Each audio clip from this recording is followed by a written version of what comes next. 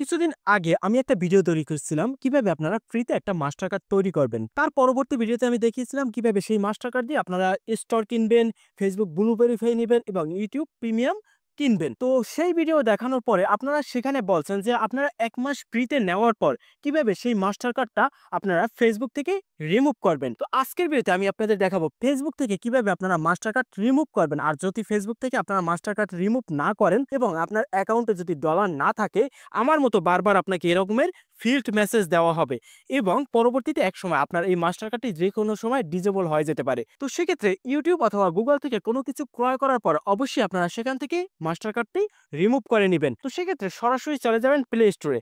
তারপর এখানে যে জিমেলের যে অপশনটা আছে এখানে প্রোফাইলের উপরে ক্লিক দেবো। সাথে সাথে এখানে একটা জিমেল চলে আসবে। অবশ্যই আপনার ফেসবুকে যখন আপনারা পেমেন্ট করছিলেন, যে জিমেলের পাসওয়ার্ডটা দিছিলেন সেই জিমেলটা অবশ্যই এখানে লগ ইন থাকতে হবে। তো আমি এই জিমেল থেকে ক্রয় করছিলাম। তারপর দেখুন নিচে আছে পেমেন্ট অ্যান্ড সাবস্ক্রিপশন। তো এটার উপরে ক্লিক দেব। ক্লিক দেওয়ার পর এখানে আমরা ক্লিক দেব পেমেন্ট মেথড।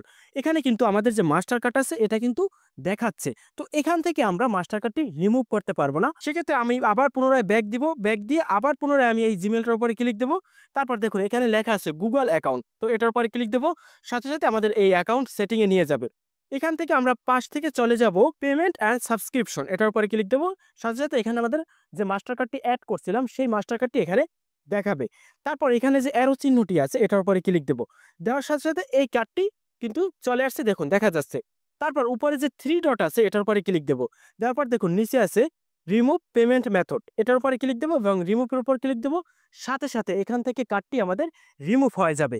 আর পরবর্তীতে কিন্তু এখান থেকে আমাদের পেমেন্ট নিতে পারবে না। তো এখন যদি আমি ব্যাক দিয়ে পুনরায় আবার যদি হোমে চলে আসি, তারপর জিমেলের উপরে ক্লিক দেই, তো এখানে একইভাবে ক্লিক দেব পেমেন্ট অ্যান্ড সাবস্ক্রিপশন। এটার উপরে ক্লিক দেব। এখানে ক্লিক দেব পেমেন্ট মেথড। এটার উপরে দেখুন এখান থেকে আমাদের কার্ডটি রিমুভ করে দেওয়া হয়েছে। শুরুতে কিন্তু এখানে আমাদের কার্ডটি ছিল। তো এভাবে আপনারা যে জিমেলটা থেকে ক্রয় কেনাকাটা করবেন সেই জিমেল থেকে আপনারা যদি এই কার্ডটি রিমুভ করেন তাহলে আপনার অটো পেমেন্টটা তারা নিয়ে নেবে না। তো এখন যদি কেউ আপনার কার্ড নাম্বারটি জানে অথবা এই কার্ড নাম্বার কোথাও ইউজ করছেন আপনার খেয়াল নাই, তো এখন আপনার কিন্তু কার্ড থেকে অটো পেমেন্ট কেটে নিতে পারে অথবা এরকমের ফিল্ড নোটিফিকেশন দিতে পারে। সেক্ষেত্রে আপনারা আপনাদের কার্ডটিকে ফ্রিজ করে রাখতে পারেন। তো ফ্রিজ করার জন্য আপনারা সরাসরি চলে যাবেন আপনার বাইবিট অ্যাকাউন্টে। তো সেক্ষেত্রে আমি সরাসরি আমার বাইবিট অ্যাকাউন্টে চলে আসলাম। কার্ডের উপরে ক্লিক দেব। দেওয়ার পর এখানে কিন্তু আমার কার্ডটি দেখা যাচ্ছে। তো কার্ডের উপরে ক্লিক দেব। এই যে কার্ডটি, এই কার্ডটি আমরা ফ্রিজ করব। ফ্রিজ করার জন্য নিচে দেখুন লেখা আছে ম্যানেজ। তো এটার উপরে ক্লিক দেব। এখানে কিন্তু ৩ টা অপশন দিছে। মাঝখানে দেখুন লেখা আছে ফ্রিজ। তো এটার উপরে ক্লিক দেব এবং কনফার্ম এর উপর ক্লিক দেব।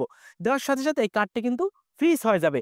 এখন এই কার্ড থেকে কেউ আমার ডলার কেটে নিতে পারবে না। কোনো সাইডে যদি দেওয়াও থাকে তাহলে কিন্তু তারা ডলার কাটতে পারবে না। মূলত আমাদের কার্ডটি ফ্রিজ করা থাকবে। তো অটো পেমেন্ট নেওয়া যদি কোনো ওয়েবসাইটে আপনারা দিয়ে থাকেন, যদি ভুলে যান তাহলে এভাবে আপনারা কার্ডটি ফ্রিজ করে রাখতে পারেন এবং চাইলে কিন্তু আপনারা এই কার্ডটি আনফ্রিজ করে আবার পুনরায় যেকোনো জায়গায় পেমেন্ট করতে পারেন। সেক্ষেত্রে আবার পুনরায় আপনারা আনফ্রিজের উপর ক্লিক দেবেন। দেওয়ার পর এখানে আপনার জিমেলে একটা কোড চলে যাবে। সেই কোডটা এখানে দিয়ে দেবেন। দেওয়ার পর কনফার্ম এর উপর ক্লিক দেবেন। সাথে সাথে কিন্তু এই কার্ডটা আনফ্রিজ হয়ে যাবে এবং পুনরায় আপনারা স্বাধীন মতো এই কার্ডটি ব্যবহার করতে পারবেন। তো আমি আমার কার্ডটি আনফ্রিজ করব না। এজন্য কোনো কোড এখানে ব্যবহার করব না। তো এভাবে আপনারা চাইলে এই কার্ডটিকে আপনারা নিরাপদ রাখতে পারেন। তো এই বিষয়ে যদি আপনাদের কোনো প্রশ্ন থাকে অবশ্যই কমেন্ট সেকশনে প্রশ্ন করবেন এবং যদি আমাদের সাথে সরাসরি আপনাদের কথা বলার ইচ্ছা থাকে সরাসরি আমাদের ফেসবুক পেজে গিয়ে আপনারা মেসেজ দিতে পারেন এবং অবশ্যই আমাদের ফেসবুক পেজটা ফলো করে আমাদের সাথেই থাকবেন।